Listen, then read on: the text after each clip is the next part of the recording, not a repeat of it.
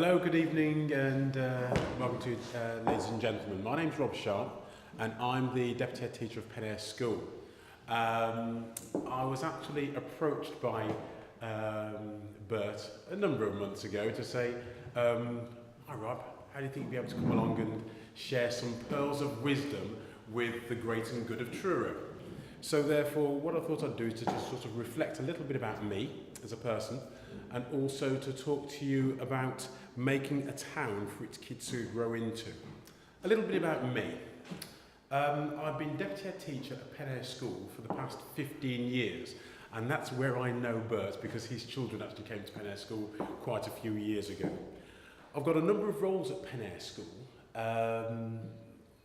Yes, I still teach, and I'm glad that I do, but a number of strategic roles that I have are to do with things like the ethos of the school, a weighty responsibility, attendant matters, behaviour, admissions, and also community links, just to name just a few of my roles. But I did actually have a life before Penair School 15 years ago. I was actually, I came to Cornwall 20 years ago, and my first job when I came to Cornwall was an assistant head teacher at Wadebridge Secondary School. I was assistant head teacher and head of sixth form there for 5 years. Prior to that, I was a head of science at a school in Staffordshire Moorlands, Blythebridge High School. Prior to that, I was a head of biology at a school in, once again, Staffordshire Moorlands. And prior to that, I actually first started teaching in 1987. I know I don't look it, but I actually have been teaching 30 years. But I actually first started teaching at a very rural secondary school, Coppenhall County High School in Crewe. When thinking about what I was going to talk about this evening, I initially was thinking about the pupils who are currently at Penair School and what Trurra does for them. But in actual fact, I thought it'd be much better to talk to you about my own personal experience. And I'm going to pick on my 24-year-old son, who you don't know. My 24-year-old son was brought up in the village of Probus from the age of 4. He went to primary school in the village of Probus, and then he went to the Rosedon Community School. From then on, he went to Truro and Penrith College to study a number of A-levels. Now that history is typical of the fortunate few, but for a growing number of people in Truro, it is the possibility that they can then go on to higher education further afield. My son Josh went to Nottingham Trent University for 4 years, and he read for a degree in product design. But then I was just so pleased when he returned to God's country. The completion of the story, in actual fact, isn't very typical, because when Josh finished university, he had the chance to remain at Nottingham Trent University to actually do some lecturing on the product design course. But he could also have had the opportunity to once again return to God's country, and being someone who's been here in Cornwall for 20 years, and before 20 years ago I'd never stepped foot in Cornwall, there is nothing at all that would ever get me anywhere out of Cornwall. I will never ever leave here. Possibly maybe to go back and see my very elderly parents in the Midlands, but I know where my life is at and where it's actually going to end. So therefore, I was really lucky to hear that my son, when he came back to Cornwall, he took on a freelance job with a particular organisation to do with product design based on the eastern area of Cornwall. But then last year, I was just so pleased because he's actually got a job actually working down at Newham as a graphic designer for a particular company which I can't mention. However, I was really pleased because 1, he's putting his degree to work, and 2, he's going to actually earn money to help pay off his considerable student loan, which I'm not going to help him with. I believe that making a town to grow into is actually about bringing positive activities and also support to young people wherever they are. This actually starts by schools bringing to the attention of young people the range of activities and support that is on offer so that they can experience them in school, so that they can access them more when they leave school. In this way, young people therefore know what is actually going to be on offer in terms of opportunities and also how they can access them as well. I'm going to give you two practical examples of an organisation that does a significant amount of work in terms of activities for young people, but also signposts things for young people to actually do, because in my work, and as the head teacher said to me before I left school this evening, the young people actually do get a bit of a bad press. But I'm actually going to tell you a bit of a secret if I actually don't run out of time.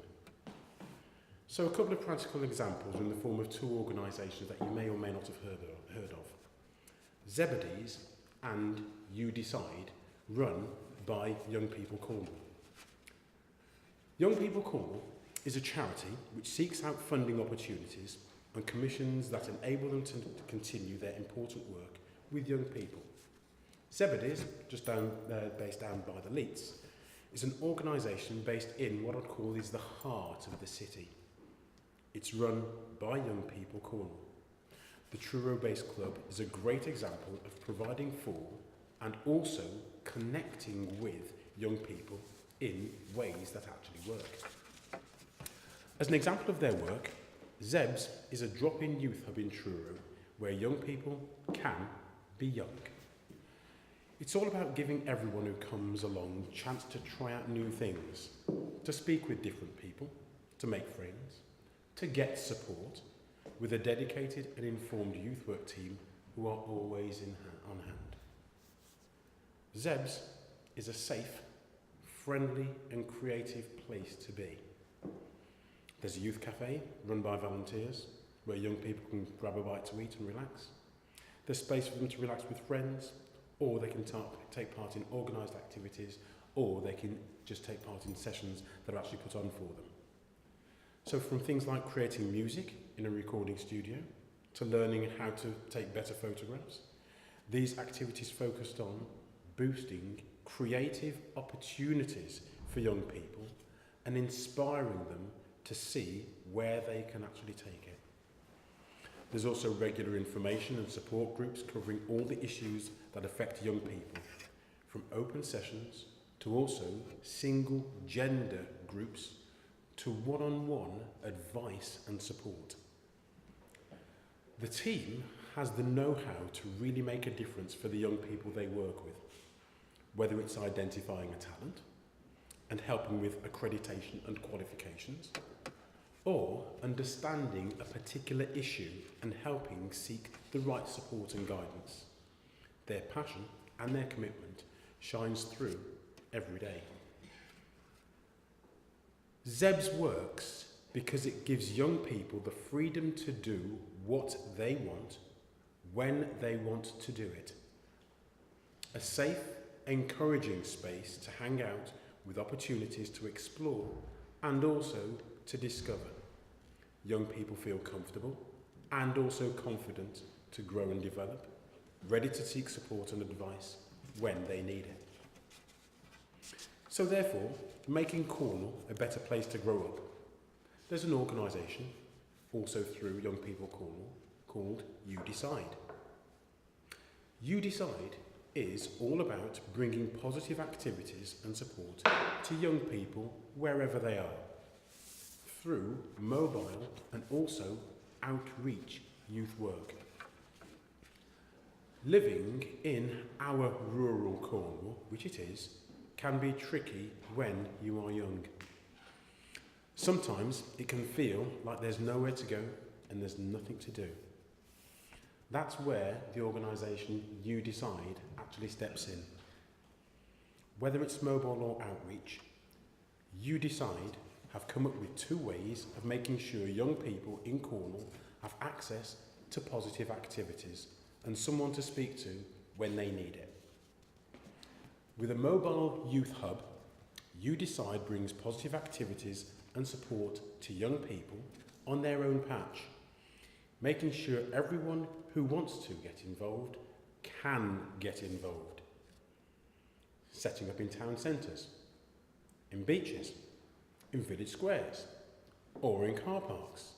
Their hub is packed full of things to do, and it's an ideal place for young people to hang out, create, and also to connect.